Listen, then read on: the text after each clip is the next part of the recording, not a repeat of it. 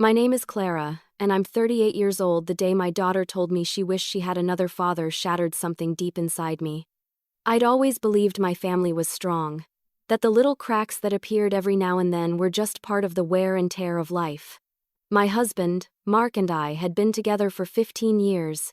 We weren't perfect, but we had love, laughter, and a quiet, steady rhythm to our days. Our daughter Sophie was the light of my life, 14. Smart, sarcastic, and with that mix of teenage curiosity and stubbornness that reminded me far too much of myself. That night had started like any other. I was cooking dinner, stirring a pot of soup, while Sophie sat at the table doing her homework. Mark was late again, something about another meeting at work. The silence in the kitchen felt heavier than usual, and I tried to break it by asking about her day. She shrugged, not looking up. I told her she should try to get some sleep earlier, that she'd been spending too much time online lately. She sighed dramatically, the way only a teenager could. Then she said it. Sometimes I wish I had a different dad. The spoon slipped from my hand and clattered against the stove. I froze, thinking I must have misheard her. I laughed nervously and asked her to repeat it, praying it was just some offhand teenage rebellion. But Sophie didn't laugh. She looked at me with those deep brown eyes, the same ones I used to call her father's eyes, and said quietly, "I mean it." I tried to keep my voice calm, but inside, panic was rising. I asked her what she meant. Was Mark too strict? Did something happen? She shook her head, staring at the table.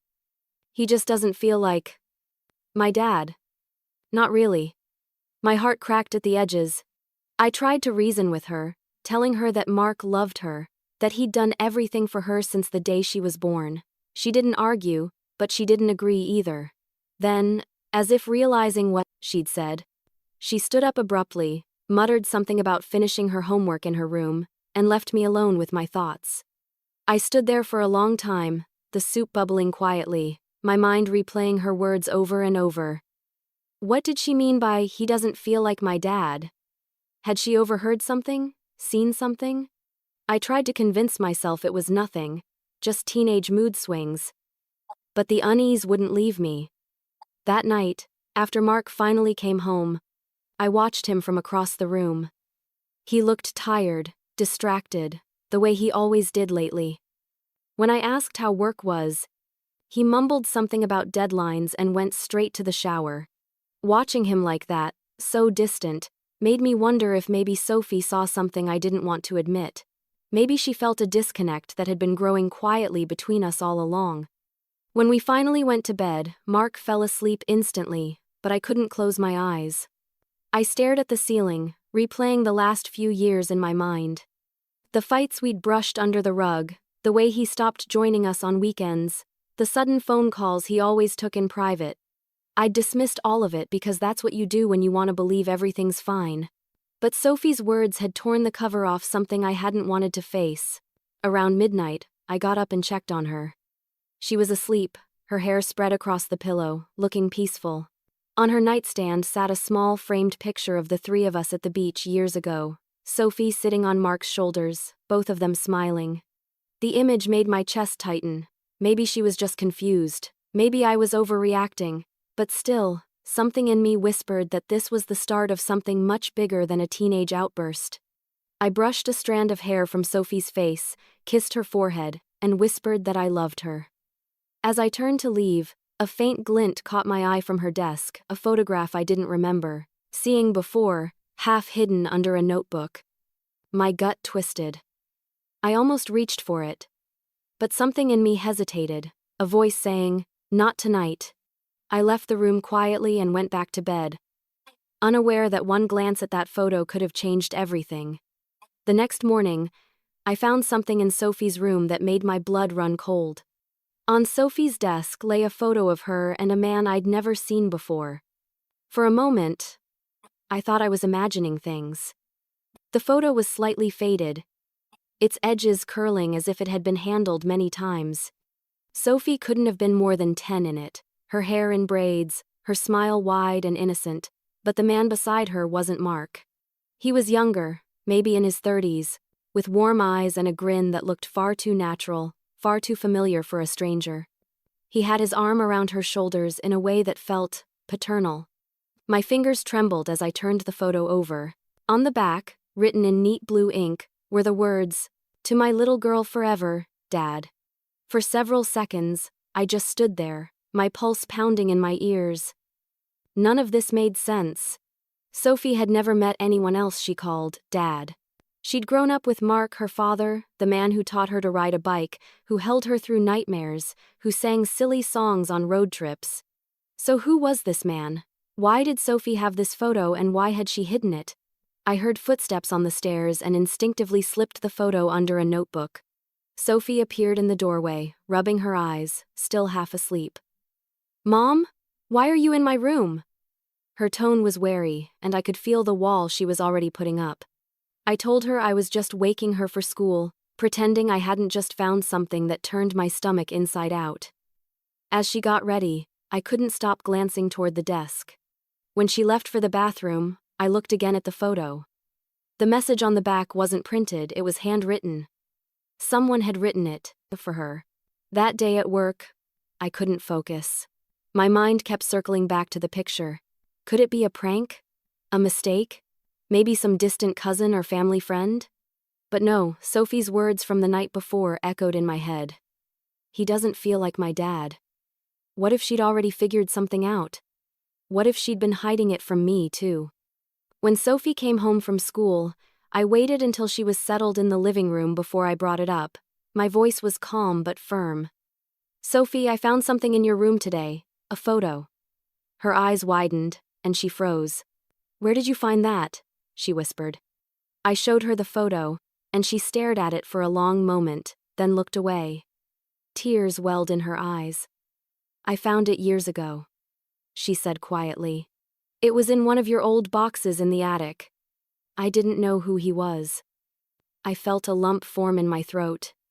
"Why didn't you ask me?" She shrugged helplessly. "I was scared.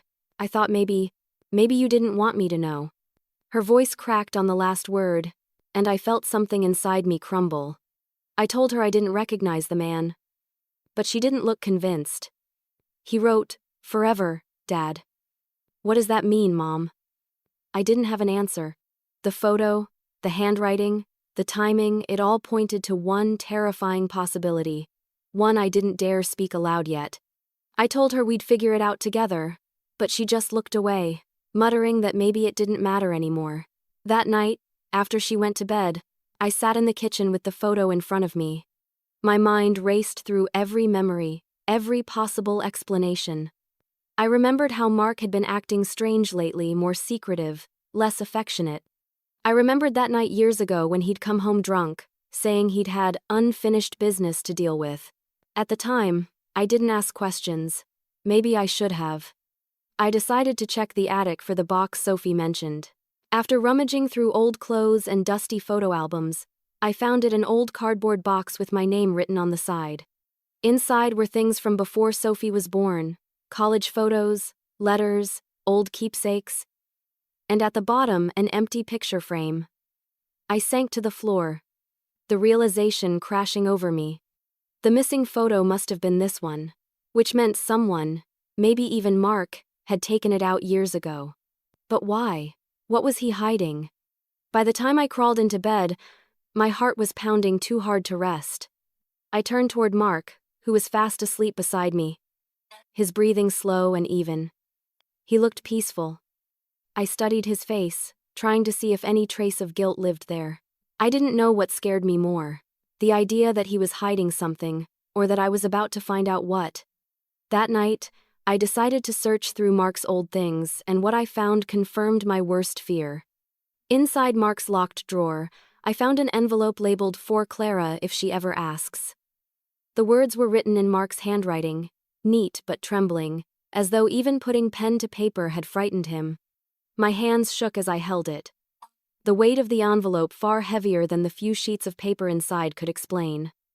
I sat on the edge of our bed, the room silent except for the pounding of my own heartbeat. I didn't know what I was expecting, a love letter, an explanation, or maybe just another lie. But whatever it was, I knew it would change everything. I slid my finger under the flap and pulled out a stack of documents along with a folded letter.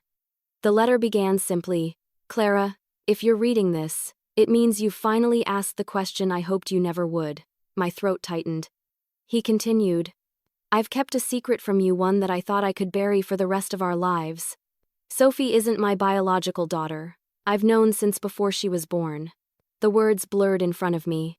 For a moment, I couldn't breathe. Every cell in my body rejected what I was reading. I scanned the rest of the letter, my eyes catching on fragments that felt like shards of glass. "I loved you. I still do. You were with someone else before me, Daniel. When you found out you were pregnant, you told me it was mine. I wanted to believe you. I chose to believe you. But when Sophie was born, I did a DNA test in secret. It confirmed what I feared." I dropped the letter, staring at it as if it might vanish if I looked long enough. Daniel. The name hit me like a ghost I'd buried a lifetime ago. I hadn't thought about him in years. Daniel had been my first love, charming, unpredictable, impossible to trust. We'd broken up after one too many betrayals, and I'd told myself I'd moved on. But now, reading Mark's confession, I realized my past hadn't just followed me, it had been living under my roof all along. I picked up the rest of the papers. There it was, the DNA test result, the date faint but legible, from right after Sophie's birth. And another document, a birth certificate, with the father's name left blank. My mind reeled. Mark must have filled in his name later, making it official, erasing the truth. I sat there for what felt like hours, tears slipping down my cheeks, my body cold and numb. Every memory I had with Mark suddenly felt warped.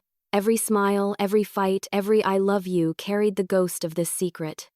When Mark came home that night, I was still sitting on the bed with the letter beside me. He stopped in the doorway, his face draining of color when he saw what I held. "Where did you get that?" he whispered. "Your drawer," I said.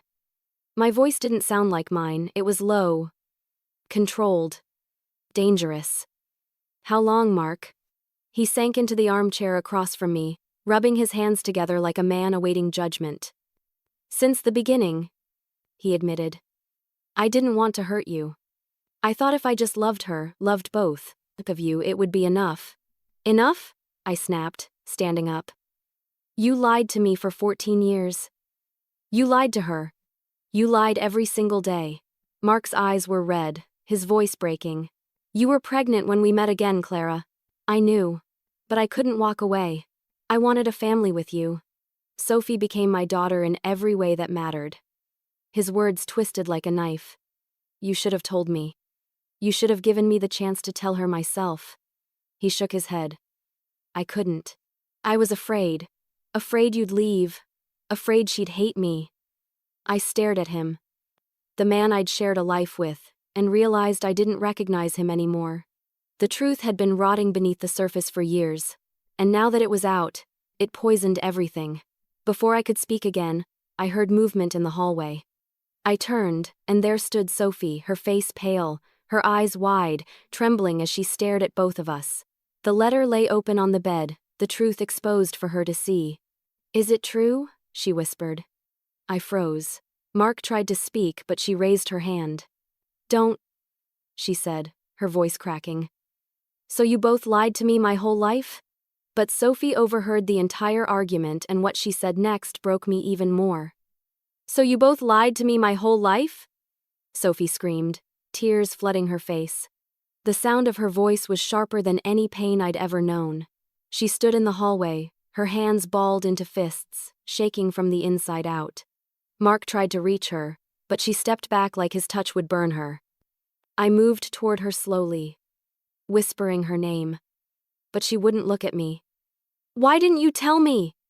she yelled. Was I just some mistake you both decided to hide? My heart cracked in two. I tried to explain, tried to tell her I didn't even know about the DNA test until tonight, but the words stumbled out in useless fragments. She didn't believe me, or maybe she couldn't. Mark's silence only made things worse. Sophie's face was flushed, her breath coming in sharp bursts. "You both stood there and watched me grow up. And you lied to me every single day. How could you?" She turned and bolted down the stairs before either of us could stop her. I ran after her, calling her name, but by the time I reached the front door, it was already slamming shut. The sound echoed through the house like a gunshot. Mark stood frozen at the top of the stairs, pale and trembling. "Clara, what do we do?" he whispered. I didn't answer. I grabbed my coat and keys and ran out into the night. The street was dark, the air heavy with drizzle. Sophie was nowhere in sight. I sprinted toward the park, the one she always went to when she needed space. My heart pounded with every step. My mind replayed her words over and over. "You both lied to me." I called her name until my throat went raw. I checked the playground, the swings, the small bridge near the creek. Nothing. Every minute that passed felt like a lifetime. I called her phone, but it went straight to voicemail. Panic rose in my chest, wild and suffocating. I ran home to grab Mark, yelling that we needed to call the police. He sat on the couch, his head in his hands, whispering, "This is my fault." I didn't argue. I just picked up the phone and dialed. The next few hours blurred together, the flashing red and blue lights, the officers asking questions, the description of what she was wearing when she ran out. They told us to stay home in case she came back. But I couldn't sit still. I paced by the window, staring at the streetlights, praying for a glimpse of her. Mark tried to speak a few times, saying things like, "She just needs time," or "She'll come home." His voice sounded small, almost childlike. Around 2 a.m., the police said they'd widen the search. I walked outside, rain soaking through my sweater, staring down the empty street. I kept thinking about the night. Sophie was born, how terrified I'd been, how Mark had held her for the first time with tears in his eyes. That image clashed with the man who'd kept such a devastating secret. By the time dawn broke, exhaustion hit me like a wall. I sat on the couch, numb. Mark beside me in silence. The house felt hollow, stripped of its warmth. Then, just as I was about to call her phone again, it buzzed. I snatched it up. It was an unknown number. "Mrs. Bennett?" a calm voice asked. "This is Officer Hall. We found your daughter." The words barely registered. My knees gave out, and I had to grip the counter to stay upright. "Is she okay?" I gasped. "She's fine," he said. "She's at the park near the lake. You can come get her." Mark and I drove there in silence, the air thick with guilt and dread. When we arrived, I saw her sitting on a bench, her hoodie pulled up, her shoulders slumped. I ran to her, tears spilling freely, dropping to my knees in front of her. "Sophie, baby, I'm so sorry," I whispered. She didn't move for a moment, then finally lifted her head. Her eyes were red and swollen. "I don't know who I am anymore," she said softly. "You lied. Dad lied. Everything was fake." I reached for her hand, but she didn't pull away. "You are mine," I told her firmly. "No matter what anyone says, you are my daughter. That's the only truth that matters." She looked at me for a long time, then shook her head. "Mom," she said, her voice trembling, "you don't understand." I frowned, confused. "What don't I understand, sweetheart?" She bit her lip, her eyes darting away from mine. "Because I think I met him." The world tilted on its axis. My breath caught, the words hanging in the cold morning air, impossible to process. Through her sobs, Sophie whispered, "Mom, I think I met him." The world seemed to stop when Sophie said she met her real father. The words didn't make sense at first, like they'd come from someone else's mouth, not hers. I stared at her, trying to read her face, searching for some hint that this was just another one of those hurtful things kids say when they're angry. But she wasn't angry now. She was pale, shaking, her eyes distant and frightened. I swallowed hard, forcing my voice to stay calm. "What do you mean, Sophie? You met him?" She nodded slowly. "When?" I demanded, my voice sharper than I intended. "A few weeks ago," she whispered. "Outside school. He said his name was Daniel." The name hit me like an electric shock. Daniel. I hadn't heard it spoken aloud in years. For a moment, I couldn't move or breathe. It was as if all the air had been sucked out of the world. Sophie watched me carefully, her voice trembling.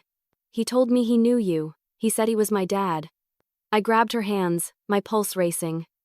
Sophie, that man shouldn't have approached you. You don't know who he is. He could have lied. She shook her head. He showed me a picture. Of you. From when you were younger, you were standing next to him. My heart stopped. The picture. It had to be one of the old ones from before I met Mark. I'd thought I'd thrown all of those away. Did he say anything else? I asked, my voice low and shaking. She hesitated, looking down. He said Mark wasn't my real father. That you both knew. That you kept it from me. I felt sick. My hands trembled as I tried to steady her shoulders. He's lying, Sophie. He's trying to hurt us. She looked up at me, tears glistening. But he knew things about you, Mom, things no stranger could know. He said you used to love him. That you left him before I was born. It felt like the ground disappeared beneath me. He remembered. He remembered everything. My mind spiraled back to those months before I met Mark, how chaotic everything was, how broken I'd been after Daniel. I thought that part of my life was buried forever. Many times did you see him? I asked quietly. Sophie looked away. Twice. The first time was at school. The second time was at the library. He just wanted to talk. He said he wasn't trying to take me away. He just wanted me to know the truth.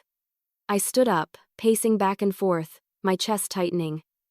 You shouldn't have gone anywhere with him, Sophie. You don't know him. You don't know what he's capable of.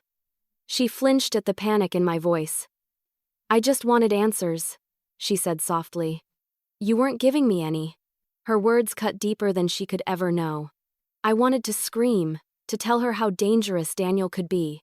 But part of me, some deep, ashamed part, knew she was right. I hadn't given her answers. I'd let her grow up in a house built on half-truths. When we got home, Mark was waiting in the living room, his face pale and drawn. Where have you been?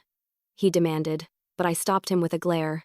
Not now, I said. Sophie walked past him, heading upstairs without a word. When we heard her door close, Mark turned to me. What happened? I told him everything, every word Sophie said, every terrifying detail. His face went rigid. He found her. Mark muttered under his breath, his voice low and dark. He promised he'd stay out of our lives. I stepped closer. You knew he might come back? Mark didn't answer. He ran his hand through his hair, pacing. I thought he was gone. I thought it was over. I couldn't believe what I was hearing. You've seen him? You talked to him? Mark froze, realizing too late what he'd said. His silence told me everything. You knew where he was, didn't you? I said quietly. He finally met my eyes. Years ago, he admitted. He called me once. He wanted to see her. I told him no. I told him to stay away. And now he's back, I whispered. The room felt like it was closing in around us. Mark rubbed his temples. I'll handle this. I'll make sure he leaves her alone. But I didn't trust his calmness. I didn't trust anything anymore. I looked up the stairs where Sophie's door was closed and knew one thing for certain: I wasn't going to let this man, this ghost from my past, destroy my daughter's life. I waited until Mark fell asleep that night, then went to the kitchen, sat at the table, and opened my laptop. If Daniel was back, I would find him. I typed his name into the search bar, my fingers trembling. But when I finally tracked him down, what he revealed changed everything I thought I knew about my past. Daniel looked older, but his voice still carried the same unsettling calm. His picture on social media had led me to a small cafe on the outskirts of town. I hadn't told Mark I was coming, I just said I needed air. My chest was a storm of fear, guilt, and curiosity, all fighting for space. When I walked in, he was already there, sitting near the window, nursing a cup of coffee like he'd been waiting his entire life for me to arrive. He smiled when he saw me, that same half-crooked grin that used to make my heart skip and my stomach twist. Clara, he said softly, standing as I approached. You look the same. I didn't return the smile. Why did you go near my daughter? I demanded, my voice low and trembling with fury. You had no right. He gestured toward the seat across from him. Sit, please. I didn't come here to fight. I didn't sit. You found her, Daniel. You followed her. You told her things you had no business telling a child. He leaned back, unbothered. She deserved the truth. Don't act like you're the only one who cares about her. The audacity in his tone made my skin crawl. You don't get to say that, I snapped. You left me before she was even born. His expression flickered just for a second. You told me she wasn't mine, he said quietly. I believed you. Then, years later, Mark showed up at my work. He told me to stay away. That's when I started to wonder. I froze. Mark went to you? Daniel nodded. He found me about a year after Sophie was born. He said you'd moved on. That you were happy. And that the child wasn't mine. He offered me money to disappear. My breath caught in my throat. The cafe's low hum seemed to fade around us. You're lying, I whispered. He reached into his coat pocket and pulled out a crumpled piece of paper, a bank statement from over a decade ago. A deposit from Mark's company, the amount large enough to make my stomach twist. Proof, Daniel said. I took it, Clara. I took the money, but it didn't feel right. I couldn't stop thinking about her. About you. I shook my head, my thoughts spinning. It couldn't be true. Mark couldn't have done that. But the evidence sat right in front of me. Daniel leaned forward, his voice softening. I didn't come back to hurt you. I came back because I needed to see her. To know if she was okay. You don't get to just show up and claim that, I said, my voice breaking. She's a child, Daniel. My child. You scared her. His expression changed, the calm giving way to something sharp. You mean our child? I felt heat rise in my chest. No. You don't get to say that after 14 years of silence. He smiled again, but it wasn't the same as before. It was colder, crueler. 14 years of silence you created. You and your perfect husband. I swallowed hard, trying to stay composed. What do you want from me?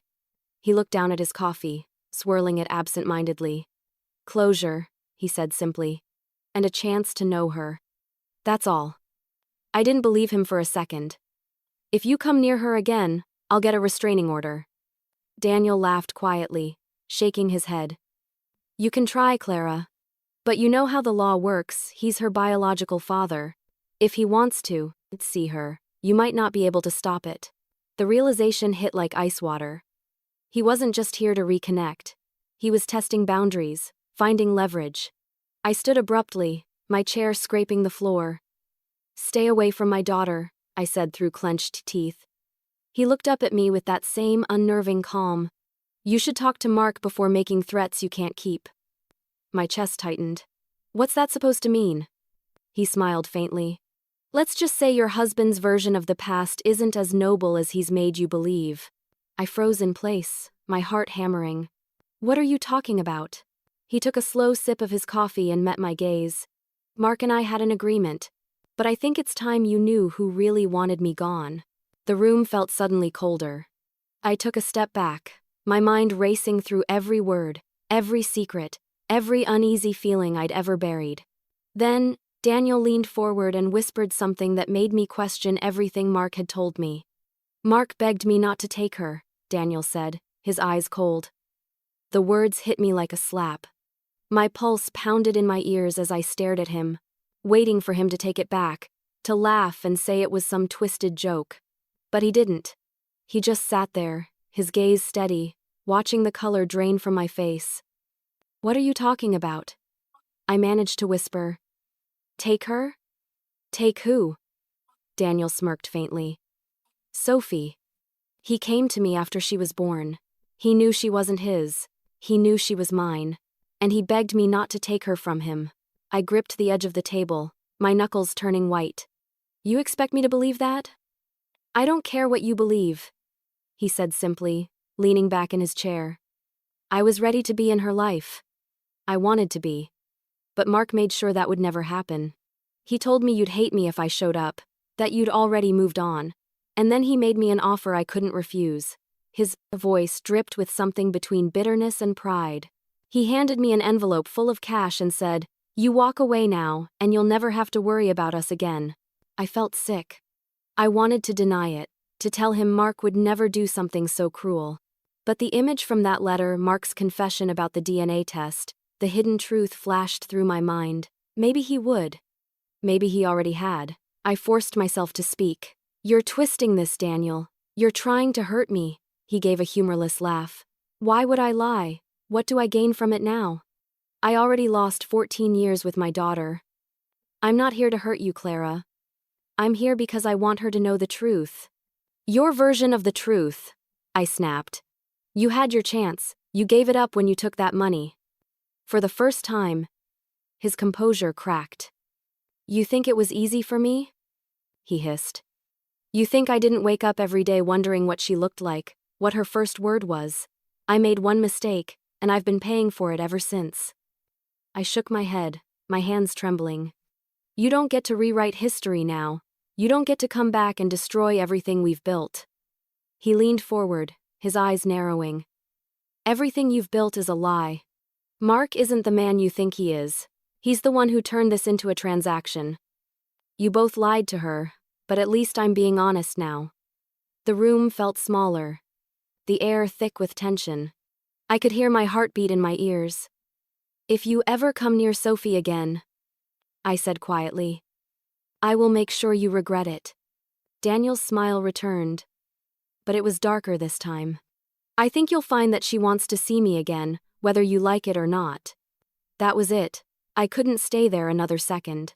I grabbed my purse and walked out, ignoring his voice, calling my name as I pushed through the cafe doors. The air outside was cold, the wind, biting at my cheeks, but I barely felt it. My mind was racing. I needed answers, real answers from the only person who could still give them. When I got home, Mark was sitting at the kitchen table, his phone in his hand, looking like he hadn't slept. He stood when he saw me. "Where were you?" he asked. "I went to see Daniel." The color drained from his face. "You what?" "You heard me," I snapped, "and he told me everything." Mark's eyes darted to the floor. "What did he say?" "That you paid him to leave. That you begged him not to take Sophie away. That you bought our peace." Mark's lips parted, but no sound came out. He looked guilty, too guilty. "Clara, please, it's not what you think." "Then tell me what it is," I demanded. He sat down heavily. His shoulders slumped. "I did pay him. But not to keep her, to protect you." "Protect me from what?" "From him," Mark said, his voice breaking. "You don't know what he's capable of, Clara. I saw it back then, his temper, his drinking, the people he hung around with. I thought if I gave him money, he'd disappear and never hurt you again." I stared at him, torn between fury and heartbreak. Every word he said could have been true or another layer of deception. Before I could respond, a faint sound interrupted us, the creak of floorboards upstairs. "Sophie." She must have been listening. Mark started to speak again, but I held up a hand. "Not now," I whispered.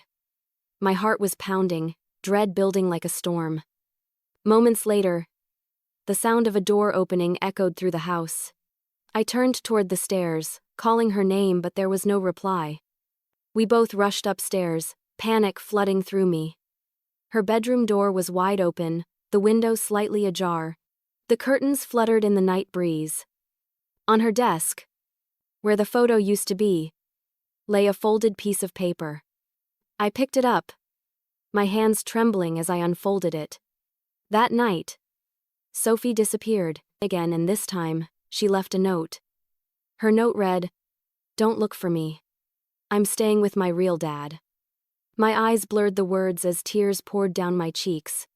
My fingers trembled so hard that the paper nearly slipped from my grasp.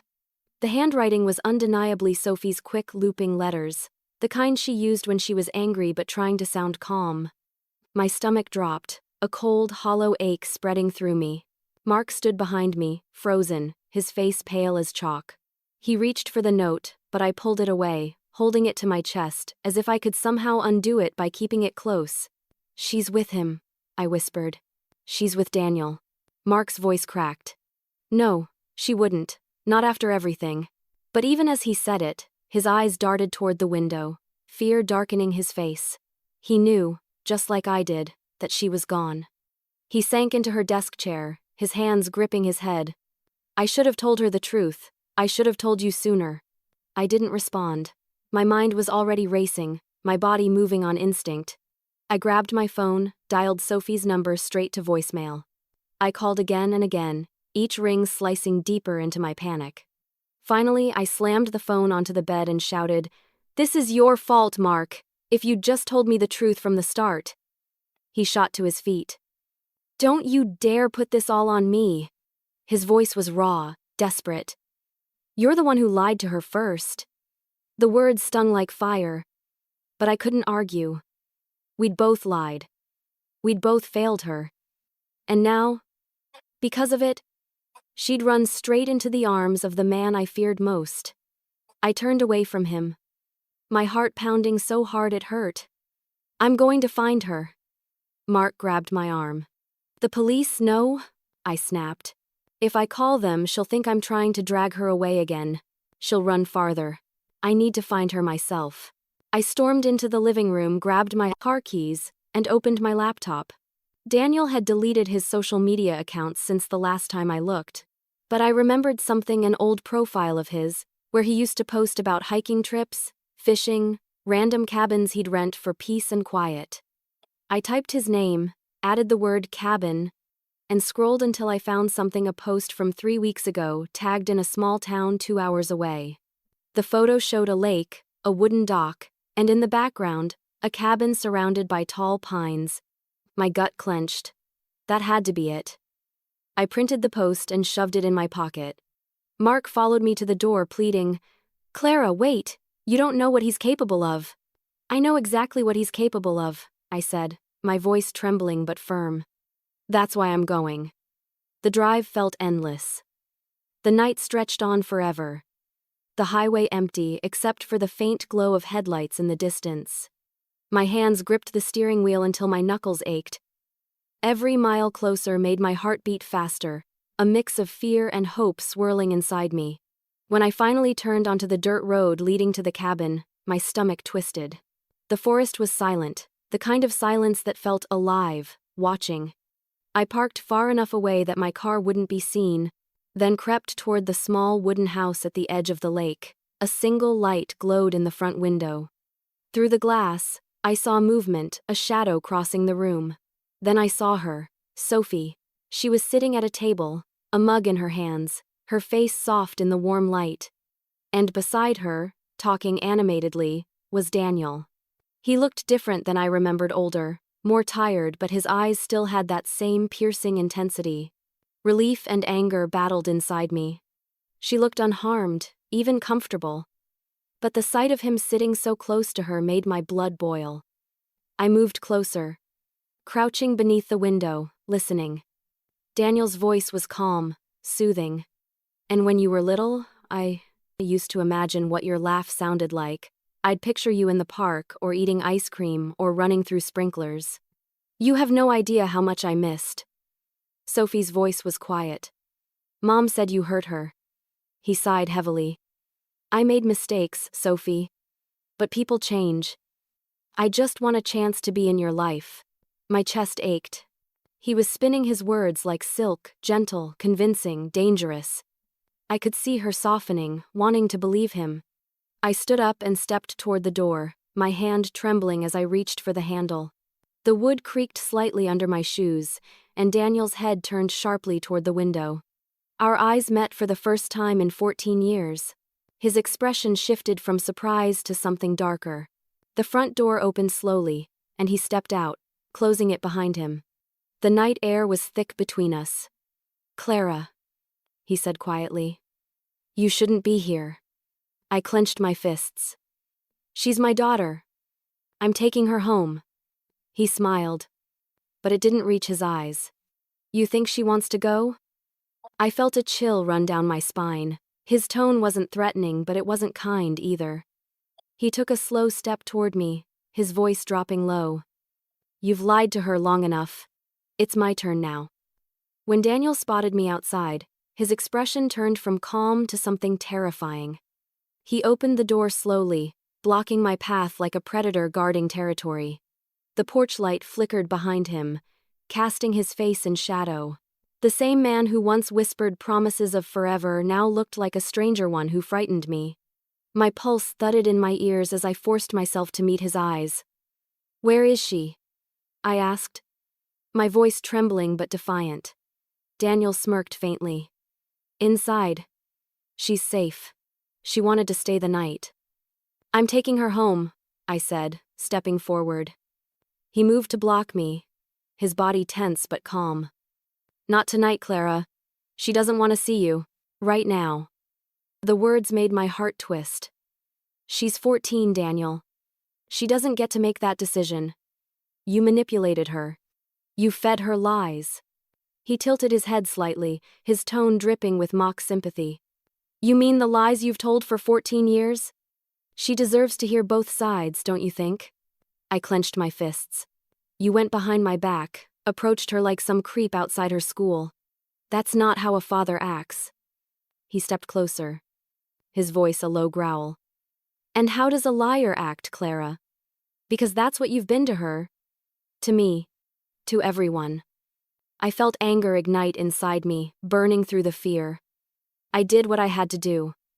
You left, Daniel. You disappeared. You made your choice. His eyes narrowed. "No. Mark made that choice for me." I tried to push past him, but he grabbed my arm not hard, but firm enough to make me freeze. "Don't," he said quietly. "I don't want this to turn ugly." I yanked my arm free. It already has. Inside the cabin, I heard movement, soft footsteps. Then Sophie appeared in the doorway, her eyes wide. "Mom?" she whispered. The sound of her voice cut through me. I reached toward her, but Daniel turned halfway, blocking her view. "Go back inside, sweetheart," he said softly. "Your mom and I are just talking." "Don't you dare call her sweetheart," I snapped, stepping forward again. "Sophie, come here." "Now." She hesitated, torn between us. "Mom, please," she said. "He didn't do anything wrong. We just talked. He told me everything." I shook my head frantically. "You don't know him like I do. He's dangerous." Daniel's jaw tightened. "You keep saying that. But what are you really afraid of, Clara? That she'll see who I am or that she'll see who you are?" His words hit too close to home. My breath caught, and for a moment, I couldn't speak. Sophie looked between us, confused, tears forming in her eyes. "I just wanted to understand," she said. "Why everyone lied to me." "You were a baby, Sophie," I said softly. "I didn't want you to grow up with chaos. I wanted you safe." Daniel turned to her, his tone calm and deliberate. "Your mother means well, but she doesn't trust you enough to know the truth. I do." I couldn't take it anymore. I pushed past him and grabbed Sophie's hand. "We're leaving," I said. "Now." Daniel's hand shot out again, grabbing my wrist. His grip tightened this time, and the calm mask slipped just enough for me to see the anger burning underneath. "You can't just take her," he hissed. "Watch me," I spat, ripping my hand away. Sophie started crying, her voice breaking. "Stop it, both of you." She backed away from us, her breathing fast, panicked. "I hate this. I hate all of you." Then she turned and ran down the short hallway into a bedroom, slamming the door behind her. The silence that followed was deafening. Daniel ran a hand over his face, exhaling sharply. "Look what you've done," he muttered. "What I've done?" I shot back. "You dragged her into this." He didn't respond. Instead, he walked to the counter, grabbed a half-empty bottle of whiskey, and poured himself a glass. His hands were steady. Too steady. "You should go," he said flatly. "She needs space. If you stay, you'll just push her farther away." I stood there, shaking. Every instinct in me screamed to grab my daughter and run, but I could see the truth in his words. Sophie was terrified and overwhelmed. If I forced her now, I might lose her completely. So I stepped toward the door, my voice low and trembling. "If you hurt her in any way, Daniel, I swear I'll destroy you. He smirked, swirling the whiskey. You already tried that once, remember? Didn't work out too well for you. I turned and left before I could say something I'd regret. The night air was colder now, biting against my skin. As I reached my car, my hands wouldn't stop shaking. When I finally sat behind the wheel, I looked back toward the cabin. Through the window, I could see Daniel pacing and Sophie sitting on the couch, her knees pulled to her chest. She looked so small. Tears filled my eyes as I whispered to myself, I'll fix this. I'll bring you home. I started the engine, my headlights cutting through the darkness as I drove away. My mind was spinning Daniel's threats, Mark's lies, Sophie's pain, all tangled into one unbearable truth. I had lost control of everything. And then, just before I reached the main road, my phone buzzed with a new message from Daniel. It was a picture. Sophie, sitting beside him, smiling weakly for the camera. Beneath it, a message. She's safe, for now. Then he showed me something that made me doubt even myself. Daniel slid a DNA test result across the table. The paper was creased and smudged at the edges, like it had been carried around for years, handled too many times to count. I sat across from him in that same dim cafe where everything between us had begun to unravel. My heart pounding so loud I could barely hear myself think. The document looked official, printed, signed, stamped. My eyes darted to the names at the top, Daniel Harper and Sophie Bennett. The result line glared up at me. Probability of paternity, 99.8%. For a few long seconds, I couldn't breathe. The walls seemed to tilt, the ground disappearing beneath me. I wanted to rip the paper in half, to shout that it was fake, that he was lying again, but my body wouldn't move. Daniel leaned back, watching me closely, his voice calm and deliberate. Now you understand why I came back. My throat tightened. Where did you get this? He shrugged, sipping his coffee like we were discussing the weather. Years ago, I hired a private investigator. He took a hair sample from Sophie's old school brush. I had mine tested against it. That's illegal, I hissed, my voice shaking. He smiled faintly. Maybe, but it's the truth, Clara. You can't hide it anymore. I stared down at the test, my vision blurring with tears. The memory of Mark's confession came rushing back, how he'd admitted to testing Sophie when she was a baby. He hadn't lied about the result. But everything else, the way he'd kept it, the way he'd paid Daniel to vanish, felt like one long betrayal. You shouldn't have come back, I said finally. My voice barely above a whisper. You've done nothing but rip open wounds that were barely healing. He leaned forward, his tone softer. I came back because she deserves to know who she is. She deserves to know me. I'm not the monster Mark made me out to be. I clenched my jaw. Then why does she look terrified every time she's around you? His eyes flashed, just for a second, something sharp and defensive breaking through the calm. Because you've poisoned her against me. You made her afraid before I ever got the chance to speak. That's not true, I said quickly. But even as the words left my mouth, I realized how weak they sounded. I had told Sophie to fear him. I had warned her, painted him as dangerous. Because he was, or at least, he used to be. But looking at him now, I wasn't sure who he was anymore. Daniel slid the document closer to me. You can test it yourself if you want. It won't change anything. I pushed it away. I don't need to. I know she's yours. The admission came out like a confession and a curse all at once. Saying it aloud made the truth feel heavier. Daniel studied me carefully. Then stop fighting me. Let me be part of her life. I looked him dead in the eye. You think you can just walk in after 14 years and play father? You weren't there when she broke her arm. When she stayed up all night studying for exams. When she cried over her first heartbreak. You didn't raise her, I did. His jaw tightened. Because you stole that chance from me. No, I said firmly. Because you didn't earn it. The tension between us thickened until it was almost unbearable. I stood up, grabbing my bag. This conversation is over. I'm taking Sophie home. He didn't stop me. But as I turned to leave, his voice followed me, low and unsettling. Be careful, Clara. You still don't know everything about your husband. I froze mid-step. What does that mean? He smiled faintly. Ask him about the night we last met. See what he tells you. I didn't respond. I couldn't. I walked out of the cafe shaking, my mind a whirlwind of fear, fury, and confusion. When I got home, Sophie was sitting on the couch, staring at the floor. Her eyes were red from crying. I knelt beside her, gently brushing a strand of hair from her face. We're going home, sweetheart, I whispered. She looked up at me, her voice small. Did you see him? I nodded. Yes. And we're done with him. Do you understand? He doesn't get to come near you again.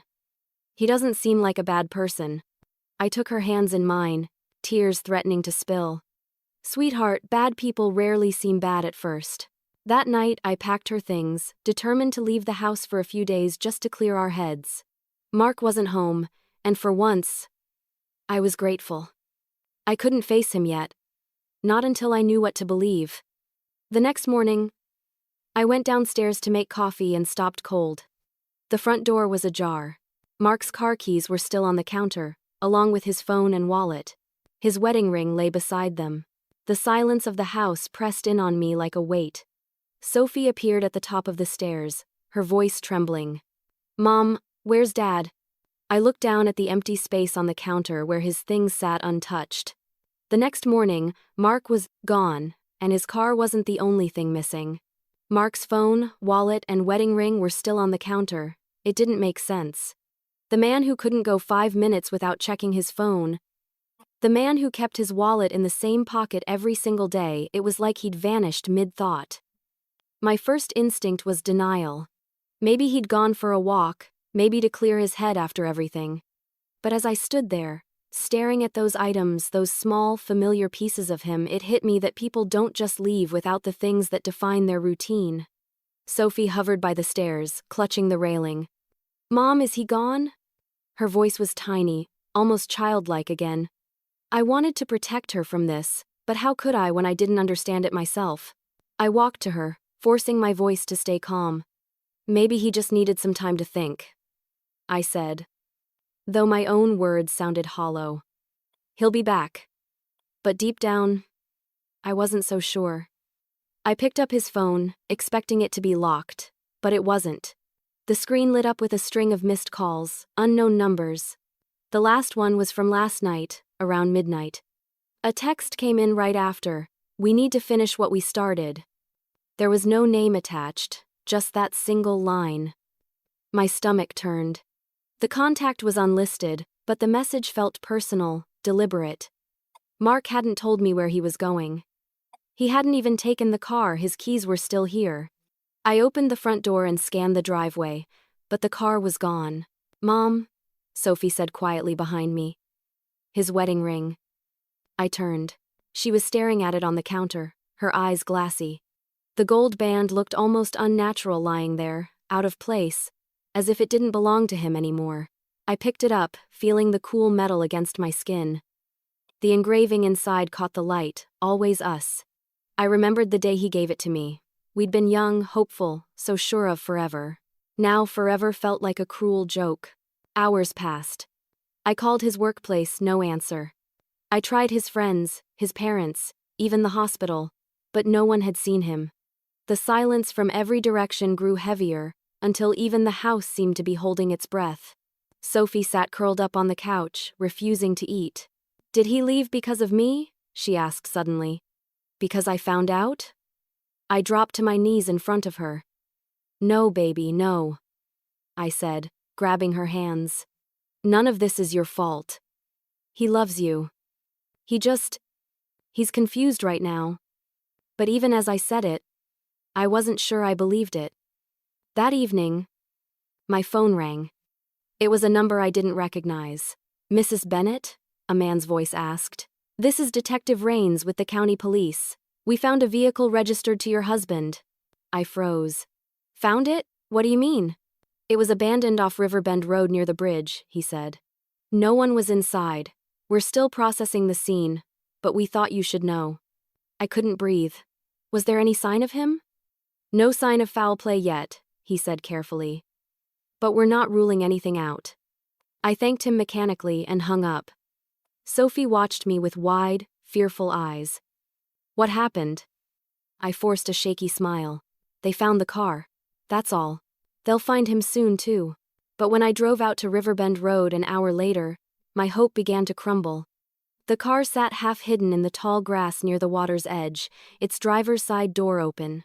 The keys were still in the ignition. Inside were only a few of Mark's belongings, a jacket, a half-empty bottle of water, and a folded piece of paper on the passenger seat.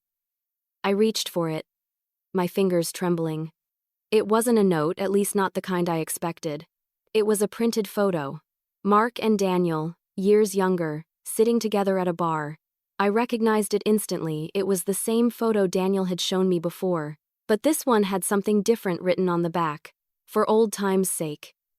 The detective came over, his expression unreadable. "We're running prints and checking nearby cameras," he said. "Do you know the man in the photo?" I nodded slowly, my voice barely audible. "Yes. That's Daniel Harper. My daughter's biological father." The detective's brow furrowed. "Then we may need to have a word with him." I felt the world tilt again, a mixture of fear and disbelief swirling in my stomach. Daniel's threats, his calm smile, his cryptic messages, it all came rushing back. He'd said I didn't know everything about Mark. What if he'd been right? What if Mark had gone to meet him last night? By the time I returned home, the sun was setting, painting the sky a bruised orange. Sophie was waiting on the porch, her face pale. "Did you find him?" I knelt down and pulled her into my arms, holding her tight. "Not yet," I whispered, "but we will." I didn't tell her about the photo. I couldn't, not yet. For the next week, the days blurred together. The police called with updates, none of them promising. No sightings, no new clues. The car was dusted for prints-only marks. The river was searched, but nothing surfaced. It was like he'd simply vanished into thin air. Then, one morning, a plain white envelope appeared in my mailbox. No return address, no stamp, just my name, scrawled across the front. My hands shook as I opened it. And then, 1 week later, I received a letter from Mark. The letter began, "Clara, if you're reading this, I've made things right." My vision blurred the moment I saw his handwriting, familiar yet trembling. The ink slightly smudged, as though written in haste or fear. I sank into the kitchen chair, my hands shaking, the envelope trembling against the table. Sophie was upstairs, still asleep, and for once, I was grateful. Whatever was inside this letter wasn't something she needed to hear, not yet. I unfolded the pages slowly, my heart pounding so hard it almost drowned out the words as I began to read. "Clara, I never meant for things to spiral like this. I've lived with lies for too long, mine, yours, Daniel's. I thought I could protect you both by keeping the truth buried, but now I see that secrets only rot what they're meant to save." I pressed a hand to my mouth, tears already stinging my eyes. The letter continued, each word sinking deeper. "Daniel contacted me a few weeks ago. He said he wanted to talk, to clear the air. I didn't tell you because I knew what it would do to you. I thought if I faced him alone, I could end this quietly. I thought I could buy peace again, just like before." The words made my stomach twist. Just like before. The image of that first envelope, the hush money, flashed through my mind. But Daniel didn't want money this time. He wanted Sophie. He said he deserved a second chance. I told him I'd die before letting him take her.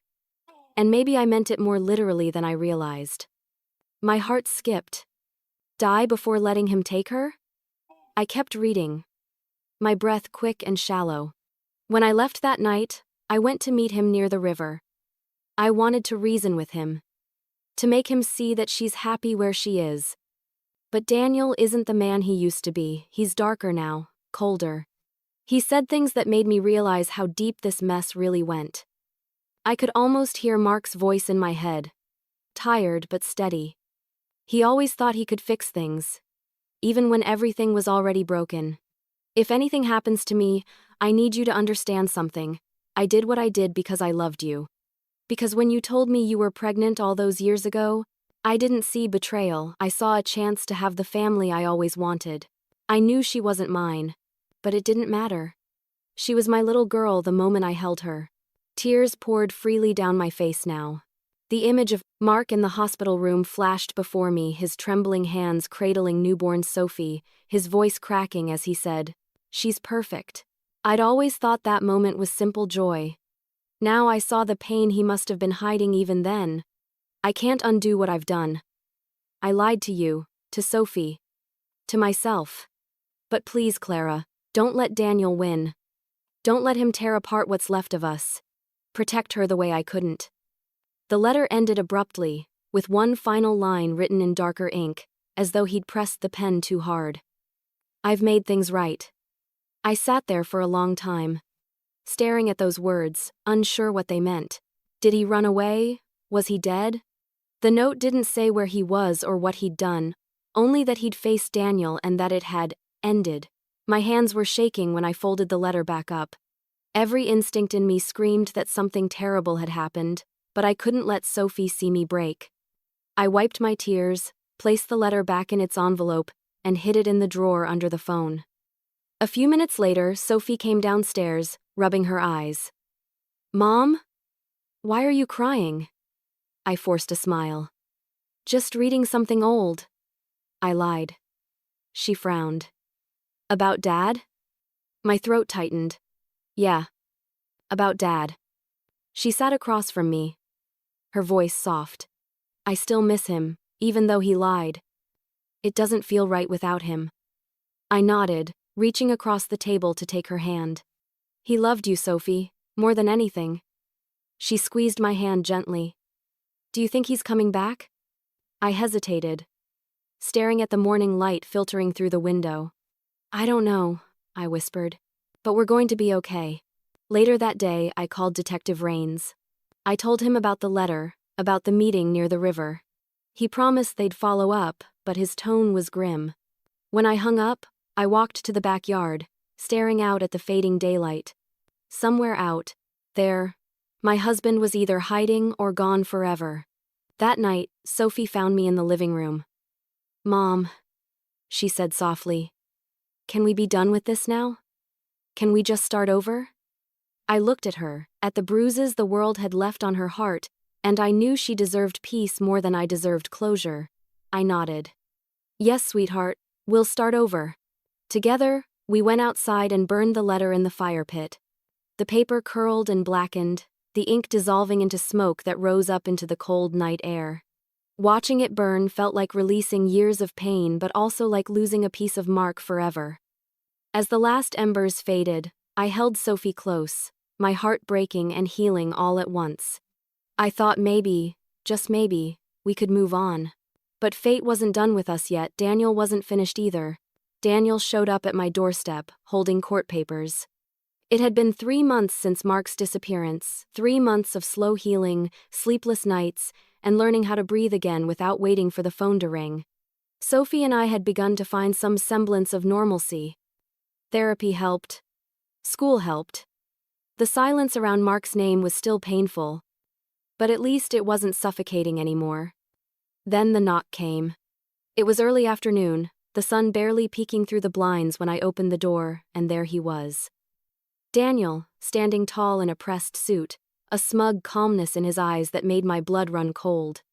"Hello, Clara," he said evenly, holding out a thick envelope. "You've been served." My stomach twisted. I tore open the envelope with trembling hands, my eyes scanning the papers inside. My breath caught when I read the first line. "Petition for full custody of minor, Sophie Bennett."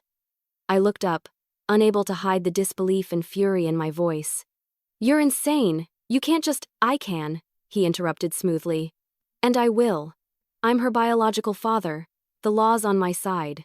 I stepped outside, closing the door behind me so Sophie wouldn't hear. "You think a piece of paper changes what she's been through? What you've done to her?" He shrugged. "You've kept her from me long enough. A judge deserves to decide what's best for her." Anger flared hot in my chest. "You don't care about what's best for her, Daniel. You care about winning, about control." He smiled faintly, infuriatingly calm. "You've always underestimated me. Before I could reply, he turned and walked away, leaving me gripping the papers like they might catch fire in my hands. My whole body trembled. I went inside, locked the door, and slid down the wall until I was sitting on the floor, shaking. Sophie appeared a moment later. "Mom? Who was that?" I forced a steady breath. "No one important, sweetheart. Just some legal stuff I'll take care of." But she wasn't a little girl anymore. Her eyes narrowed, scanning my face. "It was him, wasn't it?" I didn't answer. The silence between us said enough. She looked hurt, scared. "He's not going to take me, is he?" I grabbed her hands and looked her straight in the eyes. "No, Sophie. I won't let him. You're mine." The next few weeks were a blur of court filings, phone calls, and endless dread. My attorney, a tired but sharp woman named Mara, told me Daniel had a strong case. "Biological fathers have rights," she said carefully. "But don't panic. His past record isn't clean. If we can prove instability or coercion, we'll have a chance." I thought about that word, instability. Daniel wore calm like armor, but beneath it was a temper I remembered all too well. Still, he was smart enough to hide it in front of others. The first court date arrived on a gray Tuesday morning. Sophie sat beside me, fidgeting, her small hand gripping mine so tightly I could feel her pulse. Daniel was across the room, his lawyer whispering in his ear. He glanced at me just once, and that small smirk returned, as if he already knew the outcome. The hearing began with the judge asking questions about Sophie's upbringing, her education, her well-being.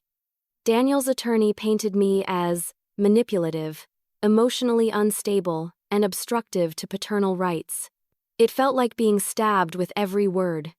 When it was my turn to speak, my voice trembled but didn't break. I told the court about Sophie's safety, her trauma, and the way Daniel had manipulated her into meeting him. My lawyer emphasized the years of abandonment and the coercive nature of his recent actions, but nothing cut through the tension like Sophie herself. When she was called to the stand, I wanted to object, to protect her, but she looked at me and whispered, "It's okay, Mom." She sat in the witness chair, small and strong, her voice steady. "He might be my biological dad," she said, "but Mom's the one who raised me. She's my real parent. I want to stay with her." The courtroom fell silent. Even Daniel's confident expression faltered. For a long moment, no one spoke. Then the judge leaned forward and said gently, "Thank you, Sophie." When the final ruling came, my heart nearly stopped. "Custody will remain with Miss Bennett," the judge said, "pending any further appeal." I didn't hear the rest. Relief flooded me so fast I could barely breathe. Sophie threw her arms around me, whispering, "We did it." But as we left the courthouse, Daniel was waiting near the steps. His eyes were no longer calm, they burned with something darker. He leaned close as we passed, his voice low enough for only me to hear. "You'll regret this, Clara," he hissed. "You don't know what I'm capable of." My stomach dropped. His tone wasn't angry, it was a promise. I pulled Sophie closer, shielding her as we walked away. I didn't turn back, but I could feel his eyes on us until we disappeared down the courthouse steps. When we left the courtroom, Daniel whispered something that sent chills down my spine. "You'll regret this, Clara," Daniel hissed before disappearing into the crowd. His words followed me long after he was gone, echoing in my head through every quiet hour of that night. They weren't the kind of words you could forget, they crawled under your skin and sat there, whispering that maybe, just maybe, the nightmare wasn't over. But I refused to let him take one more ounce of peace from us. I had fought too hard, bled too much, and lost more than I ever imagined possible. I wasn't going to lose my daughter, too. For weeks after the trial, I lived in constant alertness. Every car that slowed near our driveway made my heart stop. Every unknown number that flashed on my phone made my stomach twist. I changed the locks, installed security cameras, and bought motion lights that lit up the front yard like a runway at night. Sophie pretended not to notice, but I could see the fear she tried to hide. Sometimes, she'd wake up crying, saying she dreamed someone was watching her through the window. Each time, I'd hold her until she fell asleep again, whispering that she was safe now. Even if I wasn't sure I believed it. Weeks turned into months, and slowly, life began to rebuild itself. Sophie started smiling again, real smiles, not the forced ones she used to give me. She joined the art club at school and began painting again, covering her room with sketches of sunsets, oceans, and faces that seemed to come from another world. Therapy helped her process what she'd been through, though she rarely talked about Daniel anymore. I think she was trying to erase him from her memory piece by piece, and I let her. I focused on work, threw myself into projects, and filled every empty moment with movement. The silence was dangerous. It made me think too much about Mark. There were still no answers about what had happened to him. The police had closed the case as missing, presumed, deceased, but part of me refused to accept that. Sometimes I'd imagine him somewhere far away, living a quiet, ordinary life under a different name. Other times, I'd dream of him standing in the doorway, smiling like nothing had ever gone wrong. One chilly afternoon in early spring, a letter arrived. There was no return address, just my name written in uneven handwriting. My hands trembled as I tore it open, terrified and hopeful all at once. Inside was a single photograph. I gasped. It was Mark. He was standing in front of a small white house, his arm around a woman I didn't recognize, a little boy clinging to his leg. He looked healthy, older, yes, but alive. And happy.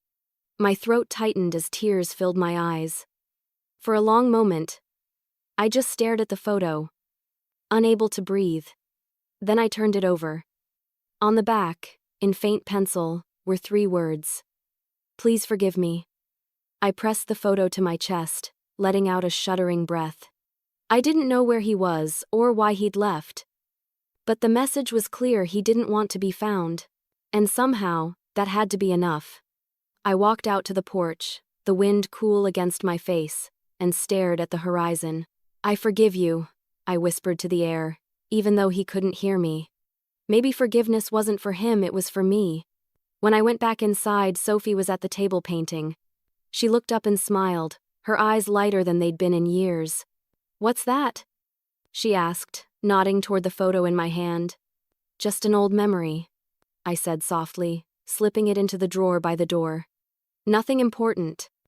She nodded and went back to her brushstrokes, painting a small figure of a woman and a girl standing under a bright, open sky.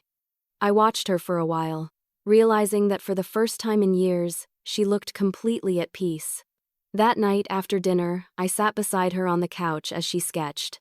You know, she said suddenly, I used to wish for a different life, a different dad, a different everything. But now I think, maybe I was just wishing for peace. I smiled faintly, brushing a strand of hair from her face. And do you think you found it? She nodded, her voice soft but sure. With you. My eyes burned as I pulled her close. You're my world, Sophie. You always have been. No matter what's happened, that'll never change. She hugged me tightly, whispering against my shoulder. You're my only mom. The only one I'll ever need. The house was quiet.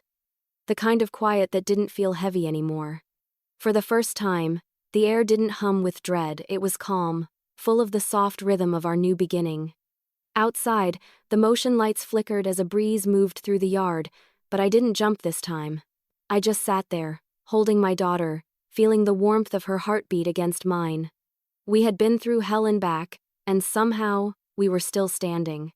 I looked around at the home we'd rebuilt from the ashes of our lies, and for once, I didn't feel fear or regret, just an overwhelming sense of survival. Whatever ghosts still lingered out there, they no longer owned us, and for the first time in years, I truly believed everything would be okay.